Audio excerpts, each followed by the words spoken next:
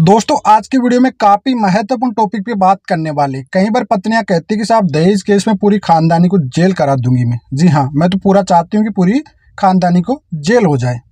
अब भाई साहब मैं जो ये गलत अफवाह रहती है, जो ये एक तरह से जोश रहता है स्टार्टिंग में पत्नियों की, खासकर जो पत्नियां होती हैं उनके जो ये जोश होता है इस टाइप का, तो उसका मैं आज एक रियलिटी बताने वाला हूँ इस वीडियो में। तो इस वीडियो को पति हो चाहे वो पत्नी हो, पूरा एंड तक जरूर देख लेना। तो चलिए दोस्तों, नो टाइम पास नो बकवास, सीधा करते हैं काम की बात। मैं हूं हंस। सेकंड बात दोस्तों, कमेंट में नंबर ना छोड़े। अगर आप मुझसे ही बात करना चाहते हो, डिस्कशन पूरी डिटेल होती है, अपॉइंटमेंट बुक करके आप बात कर सकते हैं। थर्ड बात दोस्तों, मैं इंस्टाग्राम पे लाइव आता रहता हूं और फेसबुक पेज पे भी मैं लाइव आता रहता हूं। दोनों का लिंक आपको डिस्क्रिप्शन में मिलेगा। आईडी आपको इंस्टाग्राम की मिलती जाती है स्क्रीन पे, तो आप वहां जाके फॉलो जरूर कर लेना। दोस्तों देखिए, आज के डेट में दहेज केस, डोरी का केस जो होता है वो सबसे ज़्यादा बढ़ रहा है आज के डेट में। कुटुंब न्यायालय में, चाहे फैमिली कोर्ट में, चाहे कहीं भी चले जाइए आप, सबसे ज़्यादा आज पति पत्नी मिलेंगे आपको वहाँ पे। कोई मेंटेनेंस की डेट पे आ रहा है, कोई एविडेंस डेट पे आ रहा है, कोई आर्ग्यूमेंट पे आ रहा है, कहीं पे आ रहा है। मैक्सिमम में इन कोर्टों में जाओगे तो आपको आज के डेट पे पति पत्नी का ही मामला आ रहा है। और सबसे बड़ी हैरानी की बात तो आती है कि जो सबसे ज़्यादा पढ़े लिखे हैं, वेल एजुकेटेड है, जो एक समाज में, सोसाइटी में एक देश का भविष्य बोलते हैं जिनको, सबसे ज़्यादा उनके मामले होते हैं। अब वो पढ़े लिखे सब कुछ होते हैं, एजुकेटेड होते हैं, लेकिन वो छोटी छोटी बातों, ईगो अहंकार की बातों में आ जाते हैं और उसके बाद ये सोचते हैं कि साहब हम तो कोर्ट कचहरी से इंसाफ कोर्ट में देख लेंगे, कोर्ट में देख लेंगे, ये वाले वर्ड आ जाते हैं इनके। अब यहाँ पे साहब पत्नी की स्टार्टिंग कहाँ से होती है कि साहब कराना तो पूरी खानदानी को जेल कराना। इंटेंशन शुरू से ये रहता है इनका कि साहब जेल कराना ही कराना है। ऑनरेबल सुप्रीम कोर्ट ने इस चीज़ में गिरफ्तारी, अरेस्टिंग को बंद कर रखा है। सबको पता है कि साहब अगर आपका, देखो Ernest versus state of Bihar का 2014 जजमेंट है, उसमें भी क्लियर बताया था कि अगर पुख्ता सबूत नहीं है जब तक अरेस्टिंग नहीं हो सकती। 2018 में आके Rajesh Sharma versus state of UP का जजमेंट में क्लियर ही बंद कर दिया था कि भाई अरेस्टिंग नहीं होगी, इनमें 41A का नोटिस दिया जाएगा, आराम से इन्वेस्टिगेशन होगी, चार्जशीट होगी, ट्रायल होगा। सिंपल सी बात है।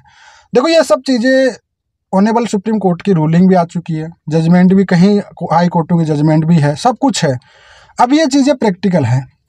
उसके बावजूद भी अगर पत्नियां चाहे कि साहब पूरी खानदानी को जेल कराएं तो पॉसिबल नहीं है भैया। पहली बात तो, जी हाँ, जीते जीत तो पॉसिबल नहीं है जी, क्योंकि पारिवारिक मामले को, एक फैमिली लॉ है, उसमें हस्बैंड वाइफ के मामले को कोई क्राइम नहीं माना गया।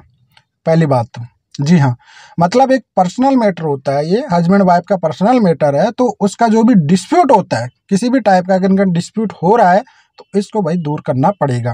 कोर्ट भी देखो, पहले क्या होता था, पहले के ज़माने में बड़ी सिंपल लैंग्वेज में समझाता हूँ आज मैं। पहले भी अपने कुछ भी होता था हस्बैंड वाइफ के बीच में, दो परिवारों के बीच में कुछ होता था, अपने बड़े बुजुर्ग समझा देते थे उनको, बिठा के पंचनामा करा दिया, साहब पंचायत कर दिए, सिंपल भाषा में समझिए। आज की डेट में वो पंच पटेलाएं नहीं रही, सोसाइटी बदल गई, समाज बैठ गई, तो वही काम आज भी कोर्ट करती है। जो काम में पहले पंच पटेल करती थी, अपनी समाज करती थी, वही काम आज की डेट पे कोर्ट कर रही है हस्बैंड वाइफ के मामले में। ये चीज़ आप प्रैक्टिकल समझने की कोशिश करो, क्योंकि कोर्ट में जाने के बाद आपकी भी काउंसलिंग होती है, आपको भी समझाया जाता है, सब कुछ होता है। तो फिर आप इस चीज़ को देखो, वो तो आज का ज़माना बदल गया, तो एक डिजिटल हो गया, उस टाइप का आ गया, तो लोग उस पर ज़्यादा भरोसा करते हैं, कोर्ट पे। लेकिन हकीकत तो यही है कि जो पहले गांव में पंच पटेल होती थी, समाज सोसाइटी बैठती थी, वही बात कोर्ट में हो रही है। भाई पुलिस थाने में आपने कंप्लेंट दर्ज कराया है तो पहले आपकी काउंसलिंग कराएंगे, CAWC में काउंसलिंग कराएंगे, डाइवोर्स में लोक अदालत में काउंसलिंग कराएंगे, सब जगह आपकी काउंसलिंग हो रही है, हर जगह। तो आप कैसे सोच लेते हो कि साहब पूरी खानदानी को जेल करा देंगे? नहीं हो सकती ना, पॉसिबल नहीं है भाई, जीते जीते पॉसिबल नहीं है। अब दहेज हत्या केस बनेगा साहब, उसमें उसके लिए मरना पड़ेगा, तो फिर अपनी जिंदगी खराब क्यों करना? अपने मर के किसी को जेल में डलवाना, तो भाई वो तो इंसानियत है ही नहीं किसी भी। तो कुल मिलाकर अगर आप ये सोचते हो तो आप इस बात को अच्छे से समझ लेना कि भाई कोई खानदानी को जेल होने वाली नहीं है। और दूसरी बात, आप NCRB में सोचिए, आपके पास कोई भी सबूत अबूत कुछ नहीं रहा, आप इस गलत फहमी अफवाह में चले जाता हो कि साहब नहीं मैं तो महिला हूँ, मेरी तो सुनवाई होगी। महिला की सुनवाई होती है, गलत होगा तो महिला की पूरी सुनवाई होती है। कानून इतना स्ट्रोंग है अपना, कमजोर नहीं है भारत का कानून। तो अब जब इतने ही मामले केस आ रहे हैं, मतलब आपके 70, 80, 90% मामले आ रहे हैं, उसमें से 10%, 5% मामले निकालना बहुत कठिन होता है। अब इसी वजह इनका टाइम लग जाता है, ऐसी बात नहीं। अब फिर दूसरी बात, कोर्ट का आपको पता ही है, तो देखिए इसमें आप दोनों की समझदारी होनी चाहिए, पढ़े लिखे आप हो, आप दोनों का मामला डिस्प्यूट पे चल रहा है तो कोशिश करिए उसको बिठाइए, समाज में बैठिए, चाहे परिवारों में बैठिए या फिर कोर्ट में भी जा रहे हो तो वहाँ पे एक समाज के तौर पे समझिए उसको, और बैठने के बाद आराम से सॉर्ट आउट करिए, और जितना जल्दी हो जाए, दोनों को समझ आ जाए तो ये मामला ज़्यादा बिगड़ेगा नहीं। और भैया जेल एल कराने का ये सपने आप छोड़ दीजिए, सबसे अच्छा तो यही है दोस्तों। तो फिलहाल आज के लिए इतना ही। जय हिंद।